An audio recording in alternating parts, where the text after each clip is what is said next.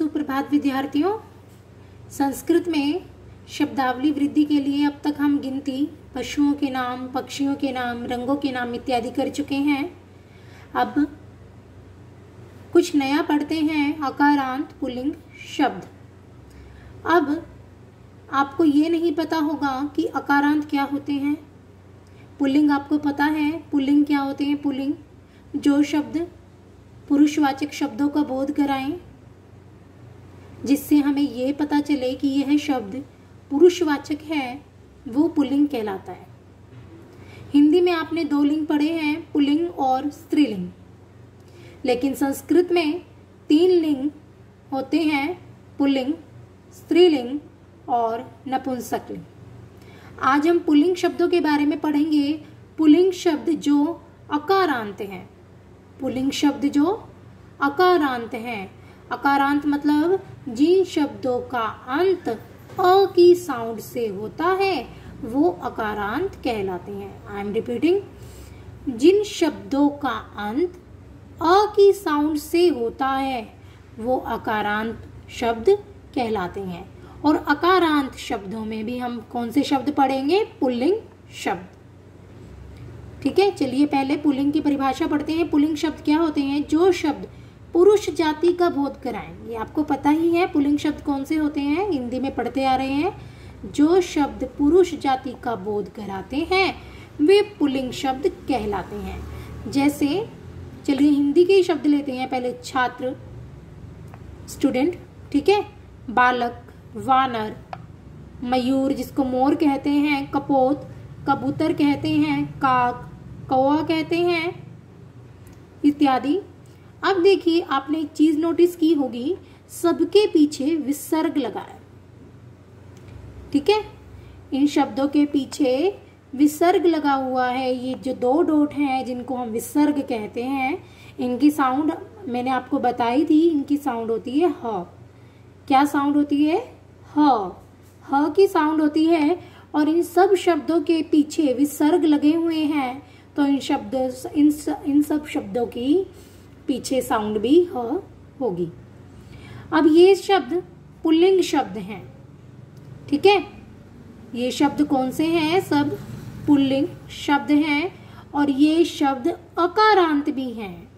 अकारांत कैसे हैं? जिन शब्दों का अंत अ की साउंड पर हो। जैसे मान लीजिए बालकः। अब देखिए बालक शब्द क, बालक क के पीछे, अब देखिए आपको पता है कि कोई भी व्यंजन अगर पूरा यहाँ पर बिना हलंत के दिया गया है तो इसका मतलब ये है कि उसमें अ की साउंड इंक्लूड होती है।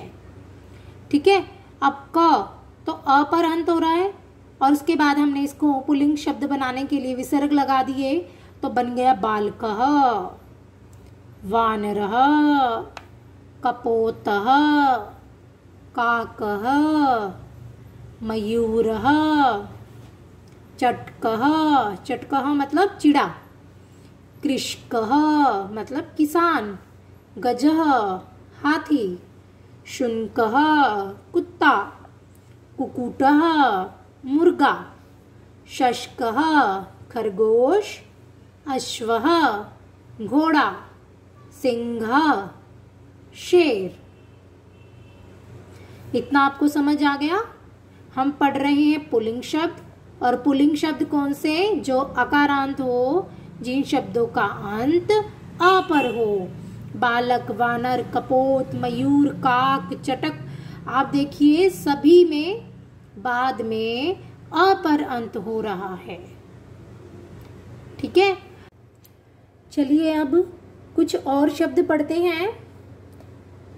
वृषभ है, वृषभ है, वृषभ है मतलब बैल। शुनक है कुत्ता, व्याघ्र है बाघ, मृग है हिरण, सर्प है सांप, शुक है तोता, चित्रक है चीता, खग है पक्षी, वृक्ष है वृक्ष, घट है घड़ा। कर्ण है कान। मेघ है बादल। काक है कौआ। वक है बगुला। छात्र है छात्र। सैनिक है सैनिक। खड्ग है तलवार। रजक है धोबी। कृषक है किसान। उल्लूक है उल्लू। बिडाल है बिल्ली। बच्चों, आपको बस एक बात ध्यान रखनी है, अकारांत वही शब्द होते हैं जिनका अंत अ की साउंड पर हो, और उनको जब हम पुल्लिंग शब्द, उनमें जो पुल्लिंग शब्द होते हैं उनके पीछे ये विसर्ग होते हैं। पुल्लिंग शब्दों के पीछे ये विसर्ग होते हैं। कोई मात्रा नहीं होगी, केवल ये विसर्ग होंगे। चलिए हम छोटा सा अभ्यास भी हल करेंगे आपको, ताकि ये शब्द अच्छे से रिवाइज हो जाएं। देखिए यहाँ पर जंगल का दृश्य दिया गया है। आपको क्या करना है, इन चित्रों को देखकर इनके संस्कृत शब्द, इनके संस्कृत नाम लिखने हैं। अभी मैंने आपको कितने सारे शब्द पढ़ाए, उनमें से ही इनके नाम निकल आएंगे। चलिए मैं आपको बता देती हूँ। ये देखिए बादल, जिसको संस्कृत में हम क्या कहते हैं, मेघ। क्या कहते हैं, मेघ। चीता, चीता को क्या कहा था हमने, चित्रकः। चित्रकः। हाथी को गजः। गजः। शेर को सिंह। सिंह। हिरण को मृगः। मृगः।